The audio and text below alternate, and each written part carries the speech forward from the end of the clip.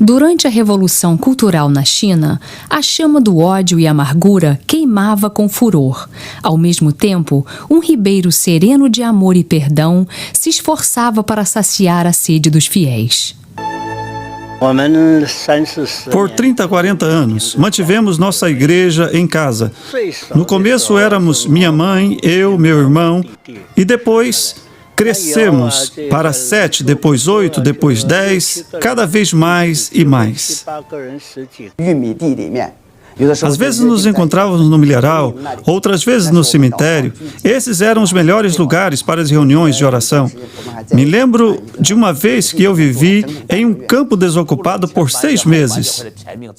Não importava a hora da noite ou da madrugada, tudo o que eu tinha que fazer era ir à janela de alguém e chamar o seu nome. Eles acordavam na hora e chamavam outros. Em um instante, 3 salas estavam cheias de gente. Com o fim da Revolução Cultural, as atividades das igrejas nas casas secretas aos poucos vieram à luz.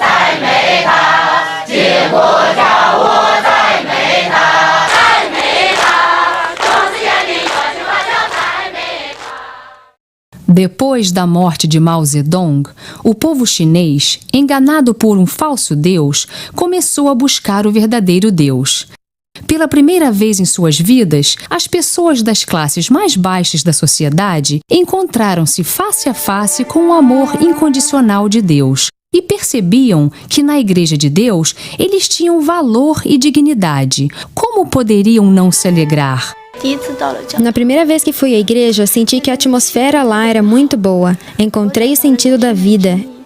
Eu vou seguir a Deus para o resto da minha vida. Fiquei acordada por 3 noites de tanta alegria. Eu pensei, Senhor, o que recebi? Por que estou tão cheia de alegria? Não tenho dinheiro, não tenho família, não tenho nada. Eu tinha certeza que essa alegria vinha do céu. Eu não me recuperei totalmente na minha saúde quando encontrei Jesus, mas havia uma alegria indescritível dentro de mim. Não sabia de onde vinha. Todo o tempo da pregação, eu não parava de chorar. Eu não entendi o porquê. Eu tinha medo que os outros vissem minhas lágrimas. Então tentava enxugar sem ninguém perceber. Eu ficava com a cabeça abaixada, escutando o sermão. Eu lembro que era sobre o arrependimento através do sacrifício de Cristo por nós. Essas pessoas atenderam a um apelo do fundo de suas almas. Elas ansiavam em se dedicar a Deus e tornarem-se missionárias do Evangelho.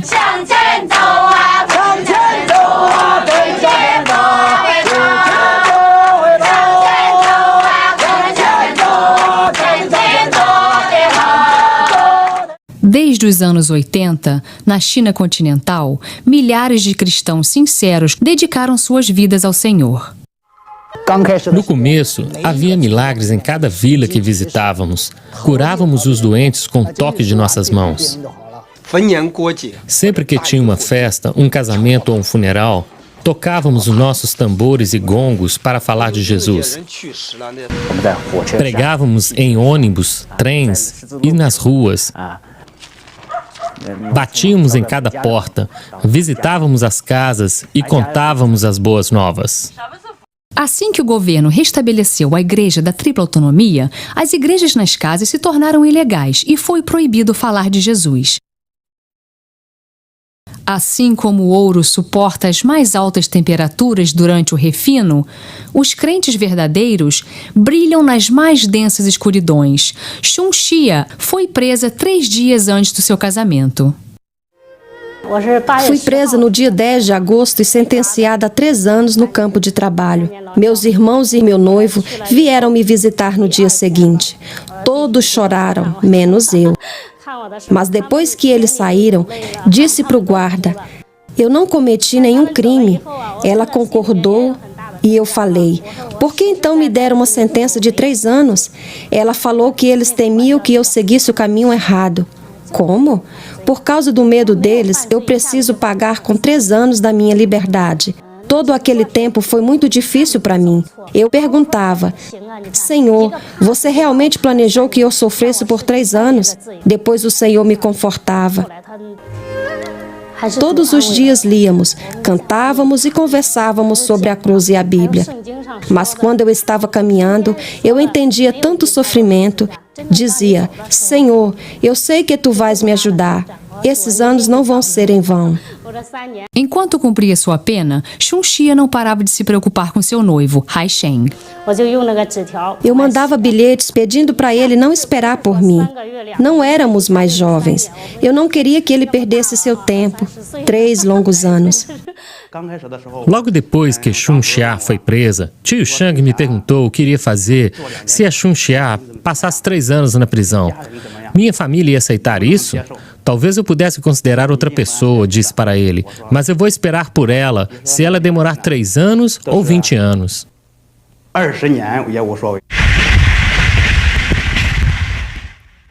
Todos os meses, nos dias de visita, Hai Sheng viajava centenas de milhas de trem para visitar Chunxia. Cada visita durava apenas 20 ou 30 minutos. Hai Sheng nunca perdia uma visita e sempre trazia uma carta com ele. Eu disse para ela que ainda a amaria e casaria com ela, mesmo se ela ficasse uma velhinha de cabelos brancos.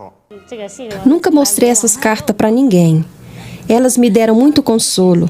Disse para meus irmãos em Cristo: Deus respondeu minhas orações. Passei todo o tempo difícil com alegria. 3 meses antes do fim da minha sentença, fui liberta. Hai Sheng e o tio Zeng vieram me buscar. Pensei que nós dois iríamos chorar muito, mas não.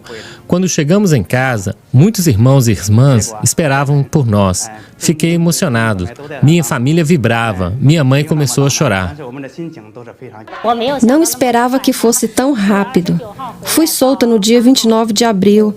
No dia 3 de maio, casei. Os irmãos e as irmãs prepararam toda a cerimônia para nós.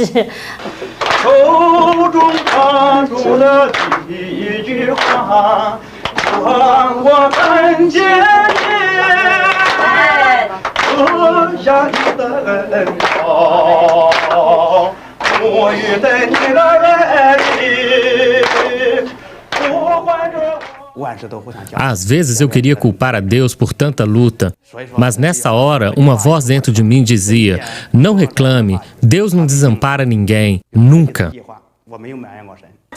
Durante o casamento, todos ficavam enxugando as lágrimas em seus olhos. Eu não podia parar de sorrir, embora chorasse também. Lágrimas de alegria. Sabia que Deus estava comigo todo o tempo na cadeia.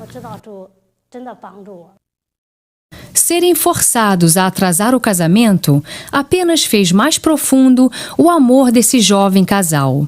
Sua fé fortalecida nesses 3 anos de cadeia e, apesar da tortura, sua alegria e gratidão aumentaram. Geração após geração, os missionários chineses passaram por muitas lutas no caminho que leva à cruz.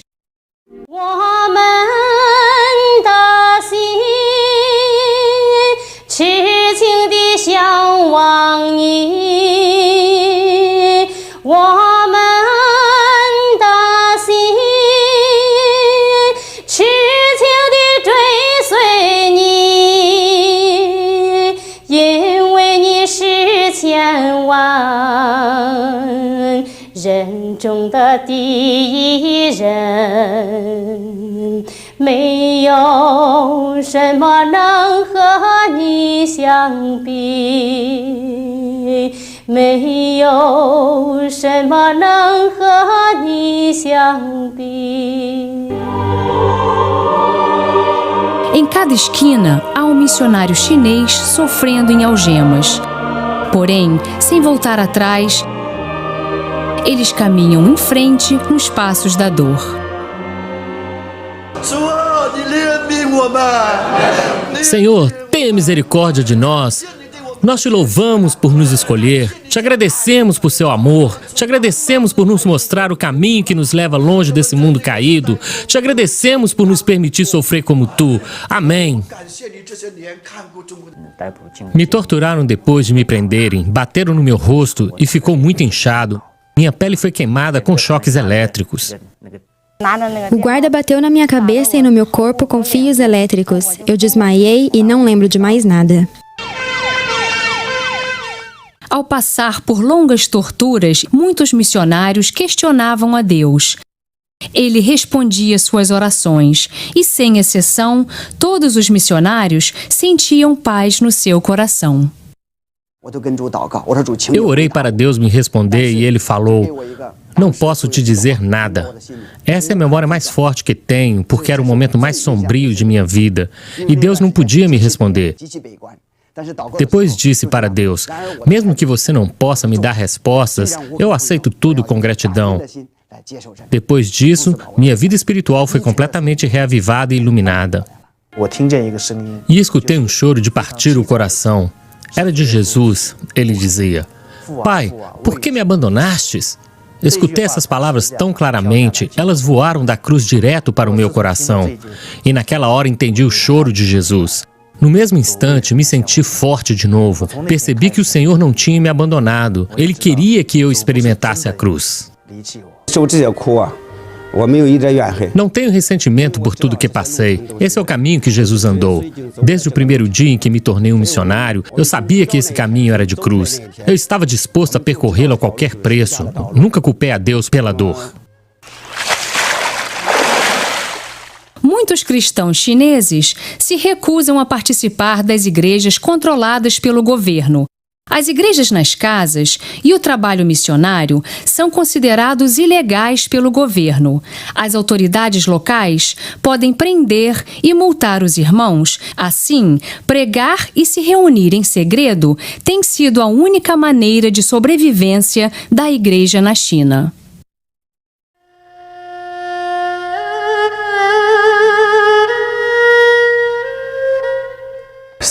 Diante de todas as dificuldades, Deus está construindo sua igreja na China. Temos orado por nossos líderes e pelos que nos perseguem. Desejamos bem para eles. Uma pessoa que deseja carregar a cruz é cheia de misericórdia.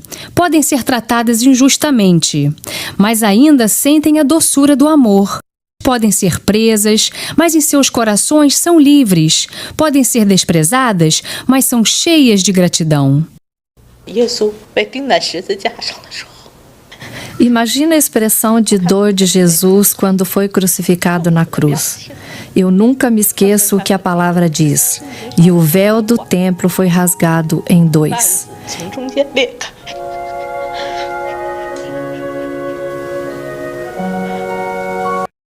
O caminho que leva à cruz é repleto de sofrimento e sacrifício. Mas por que as pessoas que nele caminham são cheias de paz e gozo? Os fiéis na China estão construindo a igreja em cima de muitas dificuldades e lutas. A prisão tornou-se o local preparatório da fé de muitos missionários na China. Ficamos sem onde morar. Enquanto andávamos de cidade em cidade, aproveitávamos para pregar o Evangelho. Muitos irmãos nessa situação ficaram juntos. Assim que nos acomodávamos em um lugar, a polícia vinha. Daí tínhamos que nos mudar para outra cidade. Pouco a pouco, nosso trabalho foi se espalhando por vários lugares em todo o país. Cada um desses camponeses lidera dezenas de milhares de igrejas nas casas e milhões de chineses cristãos. Há um número cada vez maior de igrejas caseiras, secretamente espalhadas nas vilas e pequenas ruelas da China. Temos feito o trabalho de Deus aqui em Sichuan por 10 anos. Os missionários deixaram suas pegadas em cada esquina dessa terra e muitas lágrimas foram vertidas. As sementes da fé têm crescido nos corações de milhares de camponeses, estudantes, civis e oficiais do governo. Daking, um distrito modelo no nordeste do país, estabelecido pelo presidente Mao, tem sido lar de 100 mil cristãos fiéis desde os anos 80. Uma multidão vinha à minha casa aos domingos, apesar de outros que me desprezavam. Como que um analfabeto como você pode ensinar? Eles falavam. Mesmo assim, minha congregação ficou muito grande, então nos dividimos em 2, 3, 4 e muito mais grupos. Somos cerca de 100 mil membros nessa área e há cerca de 23 distritos nas áreas vizinhas. O Evangelho também chegou aos grupos tribais na China.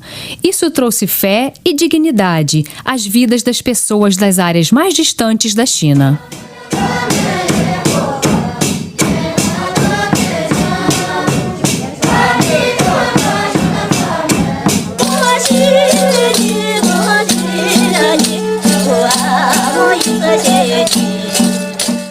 Pablo, 90% de nosso vilarejo se converteu entre 1985 e 1989.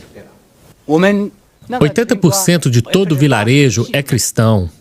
Hoje, na China, há inúmeros fiéis, centenas de seminários e milhares de centros de treinamento bíblico.